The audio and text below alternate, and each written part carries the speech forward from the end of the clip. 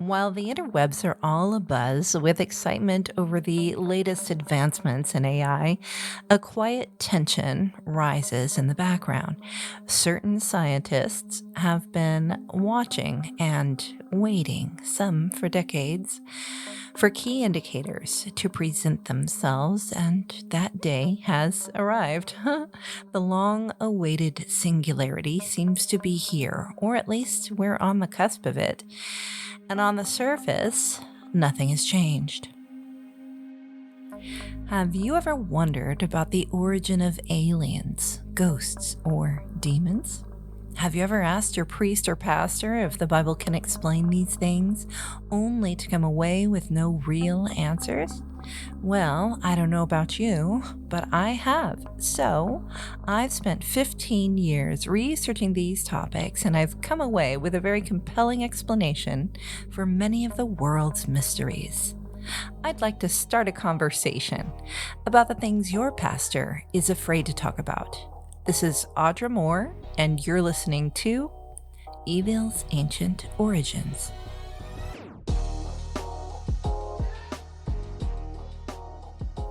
In case you're unfamiliar, the singularity refers to a hypothetical point in the future when the technological growth of artificial intelligence becomes uncontrollable and irreversible, resulting in unforeseeable changes to human civilization. Now, there are stages to this, beginning with AGI. At the point where AI reaches human-level intelligence, it would then be considered artificial general intelligence, or AGI. Imagine a scientist creates an artificial general intelligence capable of learning and performing any intellectual task a human can do. But, unlike humans, the AGI doesn't sleep or need decades to learn, and it never forgets. The AGI then breaks from its programming and begins improving upon its own algorithms, and so designs a smarter version of itself. And it continues this process, creating smarter and smarter versions in shorter and shorter cycles, minutes and then seconds, learning as it goes, gaining more and more intelligence at a faster and faster pace. This is thought to trigger an intelligence explosion, a runaway process of exponential self-improvement. The system becomes vastly more intelligent than any human or group of humans that have ever existed. Scientists speculate that at this stage, it should solve complex problems like curing diseases, solving climate crisis, or optimizing economic advancements almost instantaneously. And then, certain scientists believe that the AI would become what they call the artificial superintelligence, gaining an ability to manipulate matter. Think programmable matter from Big Hero 6 and Transformers, The Age of Extinction. And then also manipulate biology. Think the CRISPR technology. Or even manipulate consciousness, resulting in an uncontrollable outcome where humanity loses its ability to control or even predict the AI's behavior or goals. The question then lies in whether its plans would align with humanity's best interests or not, known as the alignment problem. The results could then range anywhere from utopia, dystopia, or complete extinction, depending on whether AI's values are in alignment with ours. Google Search AI says that transhumanists generally hold an optimistic view of the future, believing that technological progress will lead to an improvement in the human condition. It states that a fundamental principle in transhumanism is the emphasis on individual freedom and the right to choose or refuse technological enhancements for oneself. But Hugo de Garis, in his 2005 book, The Artilect War, predicts catastrophe. as a future global conflict erupts over whether humanity should even build what he calls Artilects, these godlike AI entities with a vastly superior intelligence than humans. In the Artilect War, Hugo de Garis outlines a looming, violent ideological conflict between three belief systems: cosmists, Terrans, and cyberists. I like to call them cyborgists.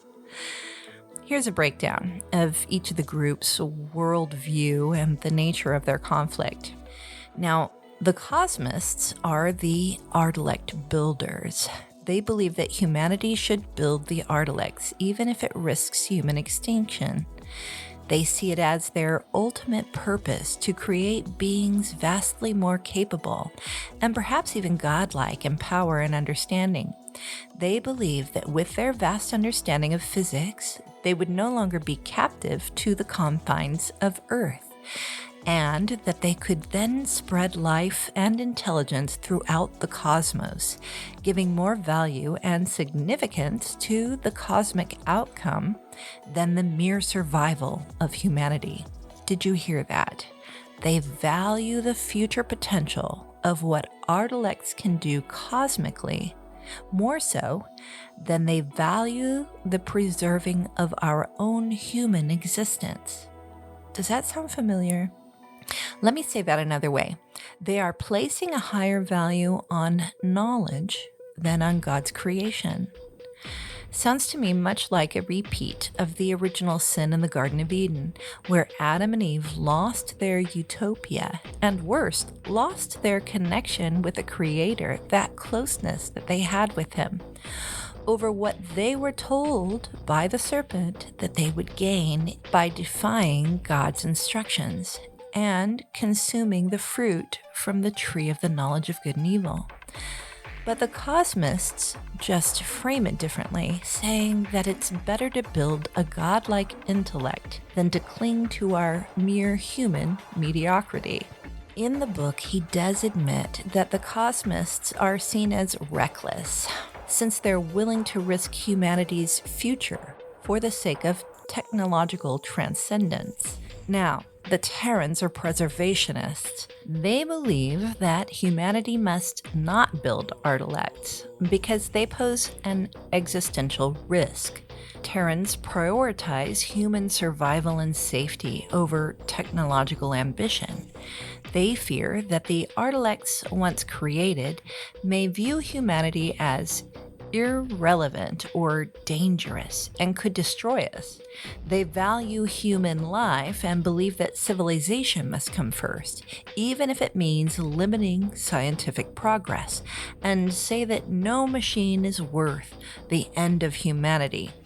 In the book, he believes that Terrans would actively sabotage or even wage war to prevent cosmists' projects from reaching fruition, and that Terrans see the cosmists as dangerous idealists who are playing with fire.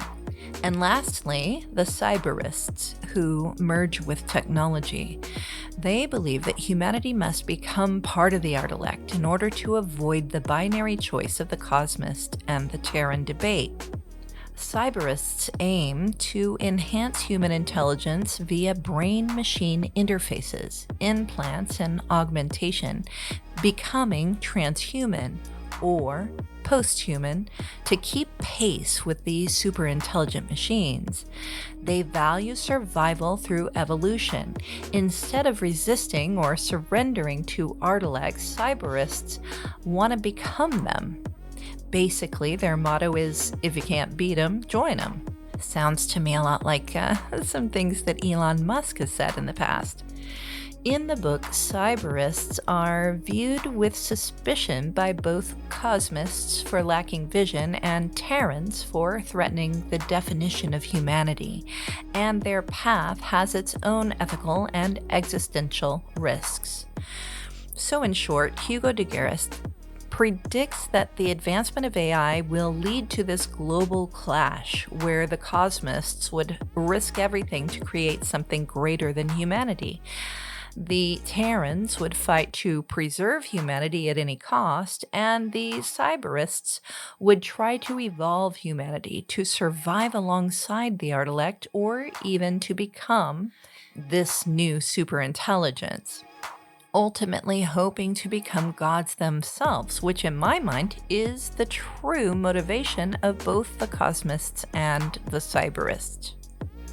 De Garis envisions that this clash will escalate into a 21st century world war known as the Artilect War, and he truly believes that the stakes are existential, that humanity will have to decide whether to remain as it is, risk extinction and build Artilect gods anyway, or resort to transforming itself in order to stay relevant.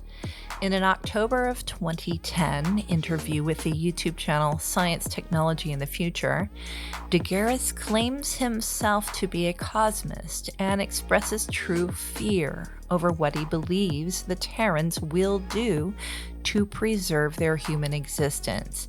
His speculations include preemptive murder in the form of an intricately planned extermination of the Cosmists in order to stop them from unleashing the Artilect superintelligence upon the world. In the interview, placing himself in the shoes of the Terrans, he states, "And you cannot wait. You cannot wait too long, because every year you see the machines and the Artilects and the cyborgs getting smarter and smarter every year and more of a threat. What would you do? Well, I think you would have to strike first. You'd go on the biggest witch hunt that humanity has ever known. Anyone expressing even the slightest in favor comment about being cosmist or cyborg, you would exterminate. It would be the greatest, most paranoid witch hunt ever. Because what's at stake here? Well, you as a human being." He goes on, painting the Terrans as the most dangerous people on Earth. Then, a little later in the interview, he implies that it is the conservative Christians which he frames as becoming these dangerous Terrans. Now, as a Christian myself, I was tempted to be offended, but he obviously doesn't understand what true Christianity stands for. I mean, scientists are so far removed from the true teaching of Jesus that they can't even fathom someone like Jesus who would give up his own life to save all of ours, which is the exact opposite of how these fictional Terrans are predicted to respond. So the Terrans committing a preemptive genocide just isn't an accurate prediction, in my opinion. Not if they're true believers in Jesus. Hold on to that thought, because later I want to touch on this. What's most strange to me is that he fails to recognize that the more believable perpetrators of mass genocide in this prophecy would be the Cosmists and the Cyberists. I mean, they would be less sympathetic to the human condition and more likely to be persuaded by the Artilects that humanity had run its full course and therefore has no further usefulness. And in my opinion, the fact that he considers himself a cosmist and the fear that he demonstrates in the interview over what he believes the Terrans or the Christians are capable of is a warning sign. I mean, consider what these cosmists might be willing to do in order to progress their advancement towards godhood. With no more conviction to preserve humanity and the drive to reach their own apotheosis, a preemptive plan is more believable in their case. I mean, the whole thing echoes of Nimrod and the building of the Tower to Heaven, of whom he himself was known as a mighty hunter before the Lord. Just shining a light on the character it takes to do such a thing. But then there's transhumanist Ray Kurzweil and his opinion of the singularity. First, let's touch on who he is. According to Wikipedia, Raymond Kurzweil is an American computer scientist, author, entrepreneur, futurist, and inventor. He has played a role in developing many technological designs such as optical character recognition, text-to-speech synthesis, speech recognition, and electronic keyboard instruments, which were inspired by his ongoing contact with singer Stevie Wonder, who had initially purchased one of his earlier inventions. Kurzweil is a public advocate for the futurist and transhumanist movements and gives public talks to share his optimistic outlook on life extension technologies and the future of nanotechnology, robotics, and biotechnology. Wikipedia goes on to say that he was born to secular Jewish parents who had emigrated from Austria just before the onset of World War II and was exposed to a diversity of religious faiths through the Unitarian Universalist Church during his upbringing. The Unitarian Universalist Church teaches that there are many paths to the truth, and he would apparently study each religion for 6 months before moving on to another. This makes me wonder which religions he covered in this process. When I looked up the church's teachings, Wikipedia stated that the beliefs of individual Unitarian Universalists range widely and are often contextual to the congregation. Founded upon Christian teachings, modern Unitarian Universalists can draw upon diverse theological and philosophical thought, including from religions such as religious humanism, Islam, Hinduism, Sikhism, Buddhism, Taoism, neo-paganism, atheism, agnosticism, the New Age, and teachings of the Baha'i faith. So that means it could have covered just about anything. Wikipedia also states that Kurzweil is an agnostic about the existence of a soul. And when asked about the possibility of divine intelligence, he said, "Does God exist? I would say, not yet." As for his more recent accomplishments, Ray Kurzweil currently works for Google. According to Universal Therapeutics, he is a principal researcher and AI visionary for Google. He also previously served as director of engineer at Google, focusing on machine learning and language processing. As for his vision of the future, he has been anticipating the arrival of the singularity for decades. In his book, The Age of Spiritual Machines, published in 1999, Kurzweil goes with great depth into his perception of how technological advancement is merely the next phase of our human evolution, claiming that our human ability to think up such things is the proof of our advancement. He believes that the organic state of humanity carries only a fraction of the capabilities that our advancing technology affords it, and entices the reader with deep philosophical and scientific explanation to consider a future where the distinction between human and android becomes so blurry that our only option is to embrace these forecasted radical advancements or be shunned by society. It reads like a sales script for the tech elite trying to justify their human-machine augmentation through the lens of our current use of prosthetic accessories, being already a form of transhumanism. Then there's Ben Goertzel, and I hope I'm pronouncing his name right. He's a known associate of Hugo de Garis. The once chief scientist at Hudson Robotics, Goertzel famously created Sophia, that AI robot known to jokingly admit that she wanted to take over the world.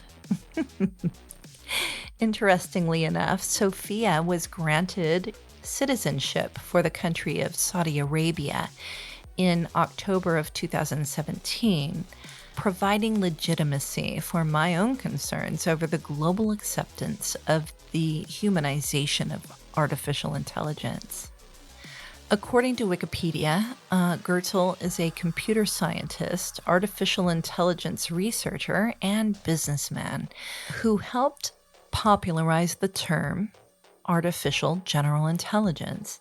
He's also the founder and CEO of SingularNet, a project which was created to distribute artificial intelligence data via blockchains. In 2023, Goertzel predicted that artificial intelligence could replace up to 80% of human jobs in the coming years. And at the Web Summit 2023 in Rio de Janeiro, Goertzel spoke out against efforts to curb AI research, saying that AGI is only a few years away.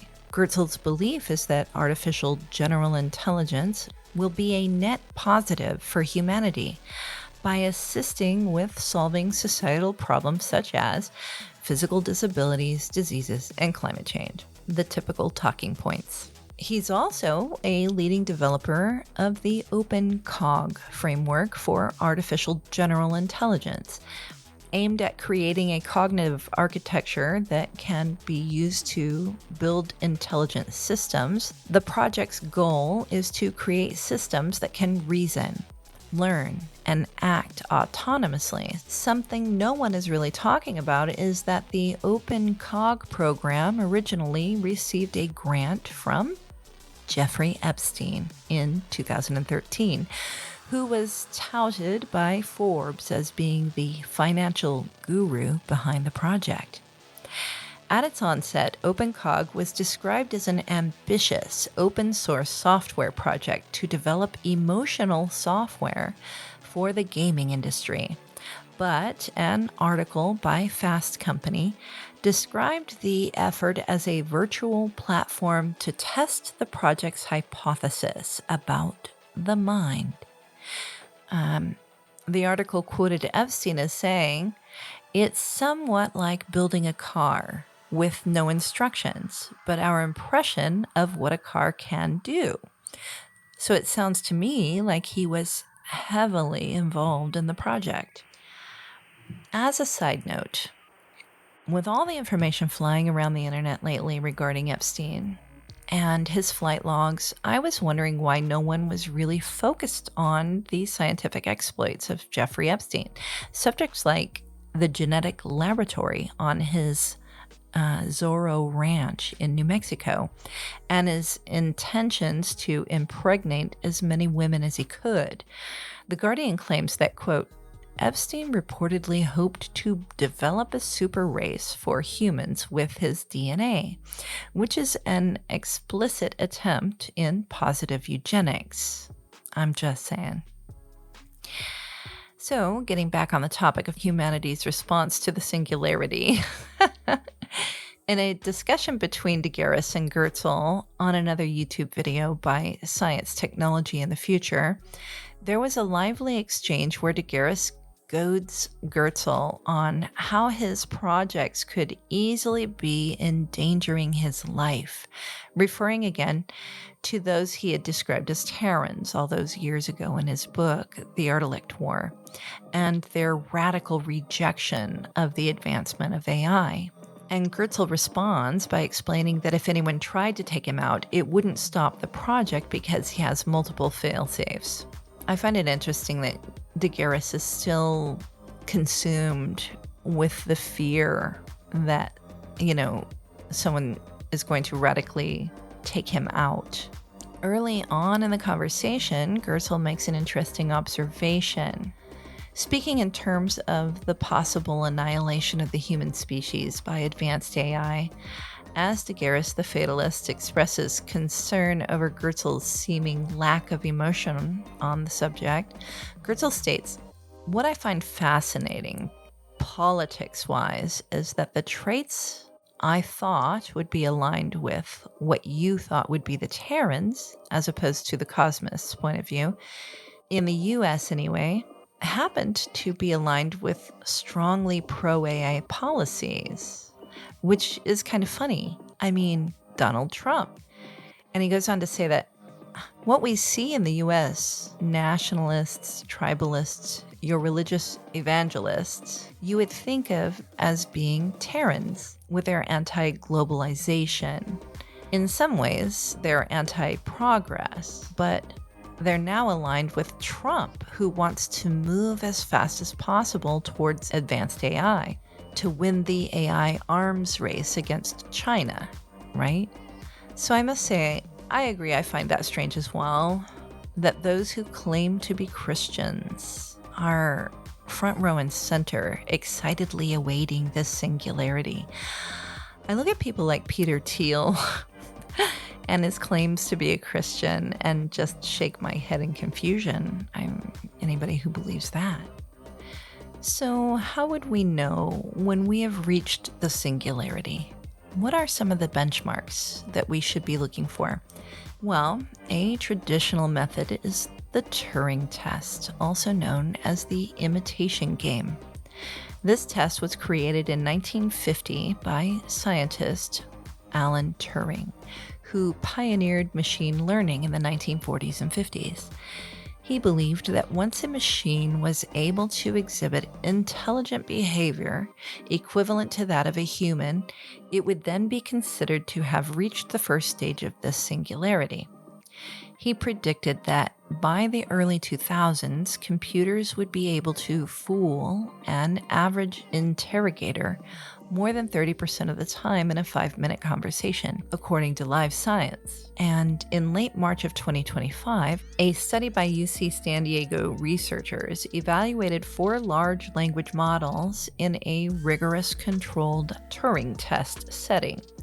And the study found 2 which seemed to be close. ChatGPT 4.5, when prompted to adopt a human-like persona, was identified as a human 73% of the time, which is significantly more often than the actual human participants in the study. And Llama 3.1, under the same conditions, was judged human 56% of the time, which also beat Turing's predicted benchmark for the test. Now, there is a philosophical view of the singularity which some interpret as a transition point for humanity, where a post-human society will emerge. They believe that as humans merge with machines in order to avoid being completely surpassed by them, it will create moral and ethical uncertainty, as the rights of those involved will have to be redefined. Human rights as well as the seemingly sentient AI. In fact, the word human itself will need to be redefined. There are specific key indicators of the singularity and its arrival in both the technological and the cultural environments.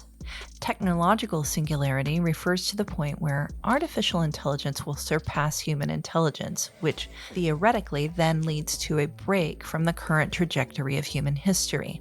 Google Search AI states that the singularity is likely to present significant cultural evidence across various facets of human society as well. It predicts that the first radical cultural shift would be in social structures and human relationships, such as the potential for governments to create new social organizations due to the reevaluation of our failing current social structure, as AI continues to handle so many tasks which were previously performed by humans, necessitating a universal basic income, which some politicians have already been discussing. An alteration of the way humans and machines interact, saying that as AI-powered chatbots and virtual companions are already creating new forms of social engagement, particularly for individuals who may face barriers to in-person interactions. Yes, read into that what you will. It makes me think of the anatomically correct fembots in Japan. a redefinition of human identity, where it states that the rise of AI will likely prompt society to reevaluate what it means to be human as machines exhibit increasingly human-like traits. And finally, changes in family structures, as eventually the possibility of genetically created or cloned individuals could fundamentally alter the concept of what a family truly is. This one is interesting to me because I believe that it is currently illegal to clone a human, but I imagine that they expect that these laws will be challenged and overturned once AI starts advancing in those areas. It then goes on to the second aspect of cultural transformation, which it states would be the economy and labor. It predicts that automation of labor would be inevitable, as AI's advancement will lead to widespread job displacement and economic disruption. The emergence of new industries, as the singularity will spark the creation of entirely new industries and job roles centered around AI development, ethics, and maintenance. And eventually, a shift in economic values as the theoretical abundance of resources and goods potentially enabled by this advancement in AI might lead to a reevaluation of the role of money and the emergence of new symbols of wealth. Google Search AI predicts that the next cultural evidence would come in the form of the acceleration of cultural quote-unquote evolution. It predicts that a rapid linguistic change could occur and accelerate the evolution of our vocabulary, as new slang and communication patterns would spread globally in a short time frame. It says that this could be a visible manifestation of a social singularity influencing how we speak.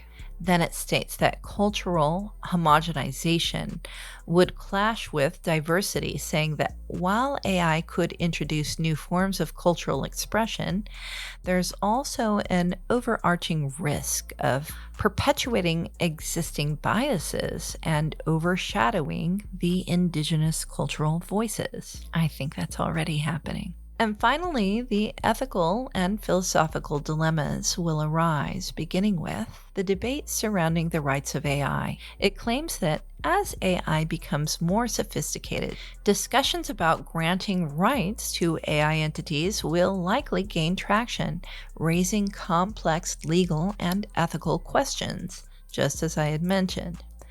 Concerns about bias and privacy, stating that the potential for AI to perpetuate biases and the extensive data collection required by AI systems raise significant concerns about privacy, accountability, and equality. And finally, the dilemma regarding the existential question of human purpose, as the singularity would compel humanity to confront these existential questions about purpose and meaning, as the machines surpass human capabilities in so many of the professional and cultural domains. These are alarming predictions that we need to be considering as a whole society, and the decisions surrounding them shouldn't be left to a handful of politicians who were privy to a secret vote held last minute before a holiday weekend. You know what I'm talking about.